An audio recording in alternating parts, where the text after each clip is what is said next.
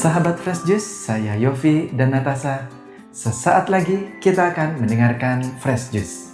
Jumat 30 Januari 2026 bersama Pastor Givan Pati MSC dari California, Amerika. Selamat mendengarkan.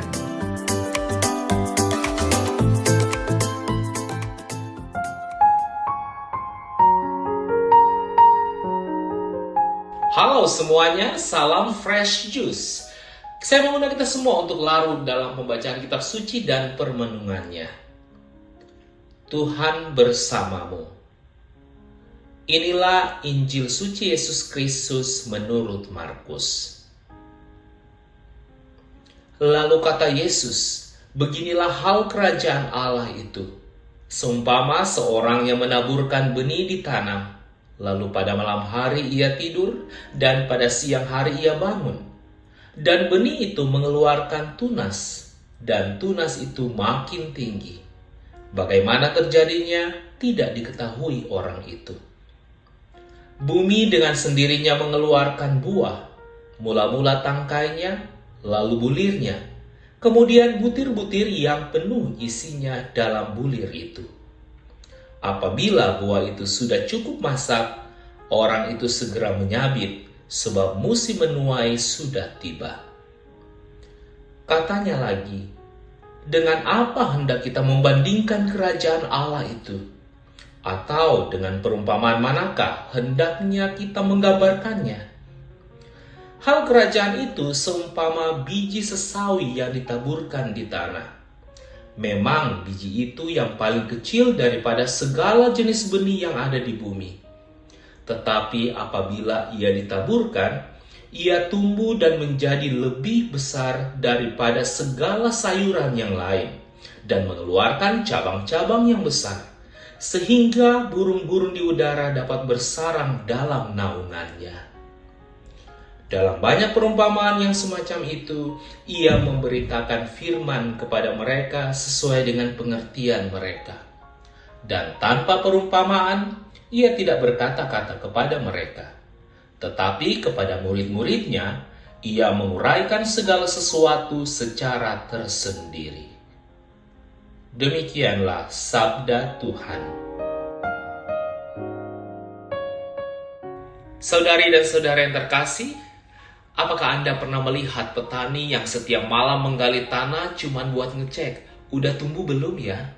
Kalau ada, mungkin justru tanamannya yang stres. Dalam Injil hari ini, Yesus menyampaikan perumpamaan tentang kerajaan Allah. Perumpamaan tentang benih yang tumbuh dengan sendirinya dan perumpamaan tentang biji sesawi. Kedua perumpamaan ini sederhana, diambil dari kehidupan sehari-hari, namun mengandung kebenaran rohani yang sangat dalam tentang cara Allah bekerja di dunia dan di dalam hidup kita.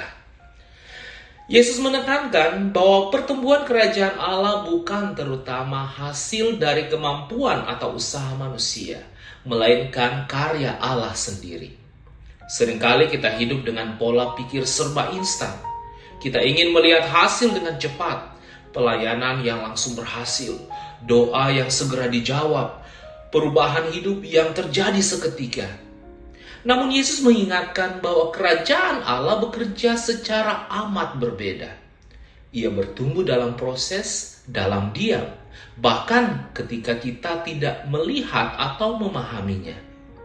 Seperti benih yang tersembunyi di dalam tanah, pekerjaan Allah seringkali tidak terlihat, tetapi tetap nyata dan pasti. Perumpamaan ini juga mengingatkan peran kita sebagai manusia. Tugas petani hanyalah menabur benih. Ia tidak bisa memaksa benih itu tumbuh. Demikian juga tugas kita adalah setia melakukan apa yang Tuhan percayakan. Memberitakan kabar sukacita, mengasihi sesama, hidup benar, dan taat kepada kehendaknya. Hasilnya kita serahkan kepada Tuhan. Ketika kita mencoba mengambil alih peran Tuhan, mengontrol hasil, memaksakan perubahan, kita justru kehilangan damai sejahtera dan iman. Yesus melanjutkan dengan berkata bahwa tanah itu menghasilkan buah dengan sendirinya. Mula-mula tangkainya, lalu bulirnya, kemudian butir-butir yang penuh isinya. Ini menunjukkan adanya tahapan pertumbuhan. Dalam kehidupan iman, kita juga bertumbuh secara bertahap. Sebagaimana yang terjadi dalam pertumbuhan secara fisik, tidak ada orang percaya yang langsung dewasa secara rohani. Tuhan sabar membimbing kita langkah demi langkah. Yang penting adalah kita terus bertumbuh, bukan berhenti. Kisah Injil hari ini ditutup dengan perumpamaan tentang biji sesawi. Melaluinya, Yesus menegaskan bahwa kerajaan Allah seringkali dimulai dari hal yang kecil, bahkan tidak diperhitungkan oleh dunia. Pada zaman Yesus, kerajaan Allah tidak tampak megah. Ia dimulai dari seorang tukang kayu di Nazaret, diikuti oleh 12 murid yang sederhana. Tidak ada kekuatan politik, tidak ada tentara, tidak ada istana. Namun dari permulaan yang kecil itu, Injil menjangkau bangsa-bangsa dan terus hidup sampai detik ini. Tidak sedikit dari kita yang sering merasa kecil dan tidak layak dipakai Tuhan. Kita merasa kemampuan kita terbatas, pengaruh kita sedikit, dan usaha kita tidak signifikan. Namun Yesus menegaskan bahwa Allah tidak membutuhkan sesuatu yang besar untuk memulai pekerjaannya.